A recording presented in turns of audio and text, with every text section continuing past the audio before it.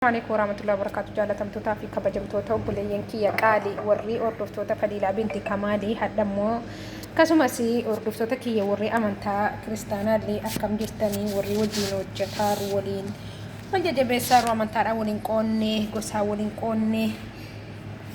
وجين وجتار وكم جرتون ججباتني الحمد لله رب العالمين نجا فيا جلت ربي كاميران كي يكوني ملة تجري يادا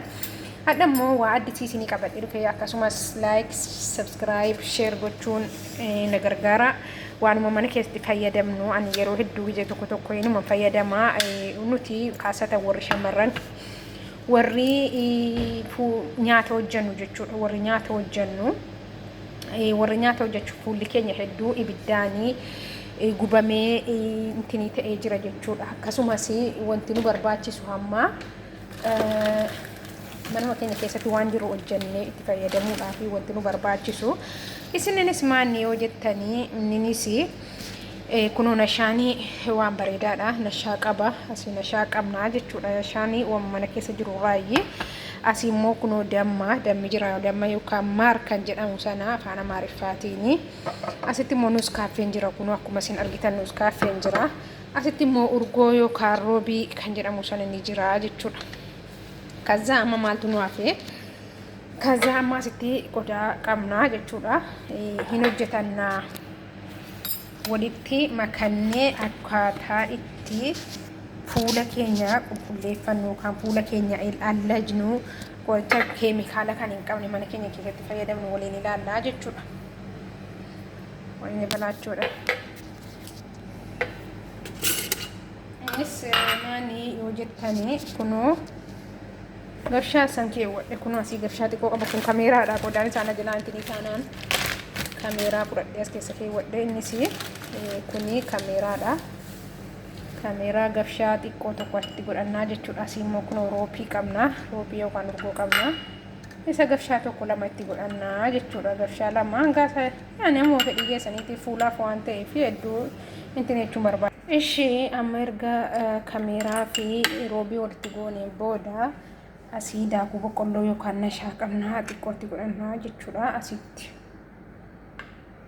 jechuudha girmaashii kanaaf immoo keewwannaa jechuudha akkasumas isinitti meen jira asiin immoo kunoo nuuskaaffee qabna nuuskaaffeen hedduu bareedaadha mataadhallee rifeensa mataatillee fuulaallee bareedaadha asii nuuskaaffee xiqqootti godhadha nuuskaaffee kunoo amma isin barbaachisu jechuudha kuniin baay'ataayyuu nam tokkotti itti godhadhaa jechuudha akkasumas asii yookaan damma yookaan maar kan jedhamu sana qabna isa xiqqoo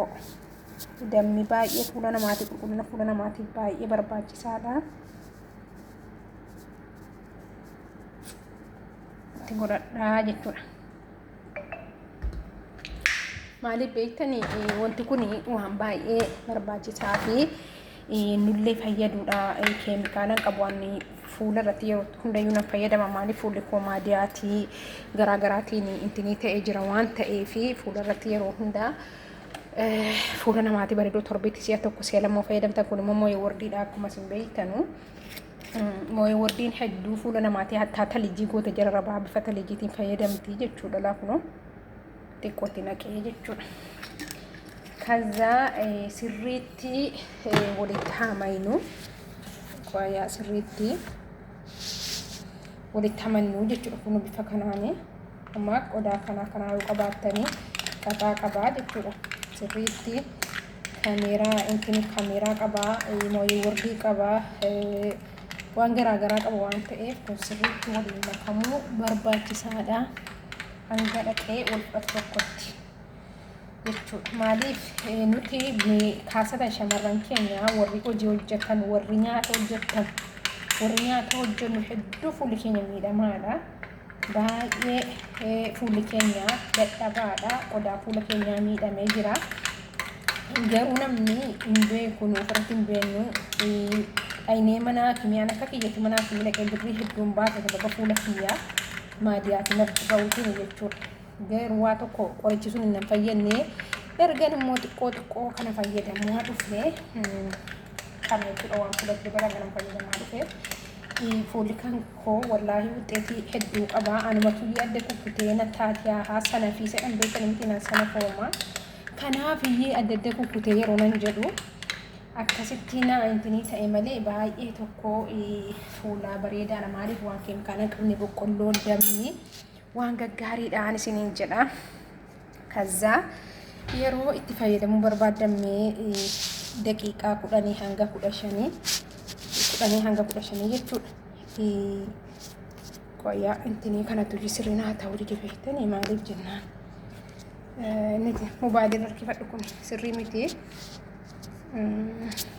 mobaayilii hirkisu kun sirriinaa ta'u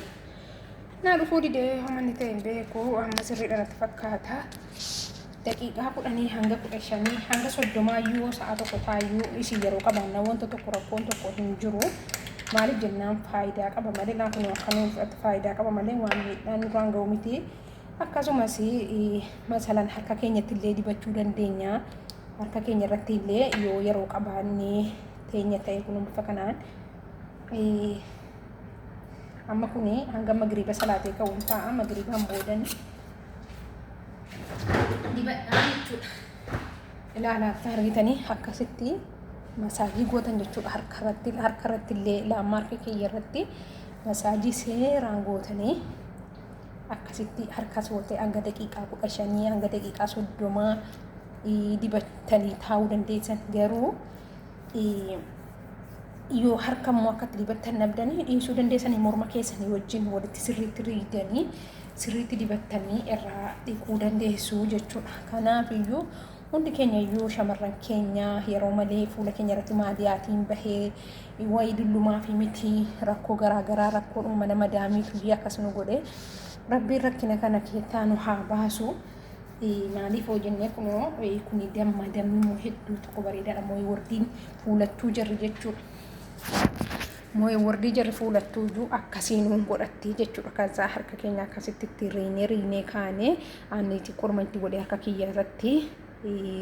irraa dhiqachuu dandeenya jechuudha. Akka daqiiqaa 15 kana teessinee akkasuma viidiyoo kanaan gadhuma viidiyoo kanaatiin ilaalaa akkasuma laayik, sabskiraayib, sheer naa gochuun